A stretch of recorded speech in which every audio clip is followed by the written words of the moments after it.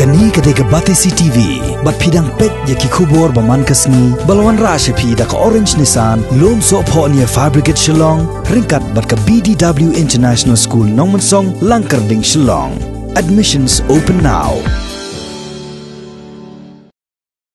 Haka armu prateri gurumpang arajar arpo ka MLA jongka Boko constituency kan Nandita Das kala Hiar hidala die syaka Thaiñ Langpih nak benta balik jingo ya ka Jinglong Jingman haka ni ka Thaiñ hadien bakalami ka kendrum kendram haki ni kita yo beladap ya ka Nandita Das la senran lang ru daki pulit Asam haka jok opor kani ka MLA kala let jingo ru ya ka we ka caka hajan ka wa umlon joka snong umwali ya ka baka Asam kala temu bantai bat penyang jubor ka ketem pulit bat eka bala pensange bat khanglat no di pat ba lem bat ki pulit bat board district jongka West Sales district hadin kani ka MLA kala lej ru bani kendu ki brio na Asam ki basong basa apok snong lau ba bat wan phai pat shayo Langpih ha bayakren bat kilat pathai ko board jongka West Sales district ka Nandita Das kala ong ba ka Jingwan jongka Langpih kala ong pej wan jingo ya ka Jinglong Jingman hani ka Thaiñ namar kum bakala paw kini kitayo beladap kala dan ka kenrum kenram ka lawan ra ru ya ka Jingbom shongsuk shongsngan jongki pat ba.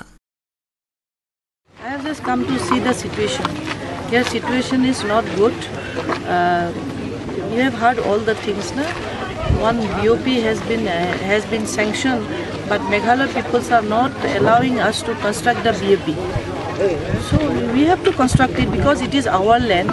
If you see the Survey of India map, then you will find out that all these villages are under our Assam's under our Assam's map. So we want our land back. We don't want any encroachment here. We don't want any communal clash here. We want peace. For that only I have come here. Minister, they should talk, they should discuss and solve this border issue. Meghalaya should get their own villages and Assam should also get their own villages. Our map, Survey of India map, these villages Umtab, this one Langpih, Upper Langpih, Lower Langpih, Horsanagar, all these villages falls under Assam. This is our land. Na? Umali is in Assam. So we should start the work there. Nobody should disturb us because we are working in our own land. We are not encroaching other state or we are not encroaching other land. We are in our own land.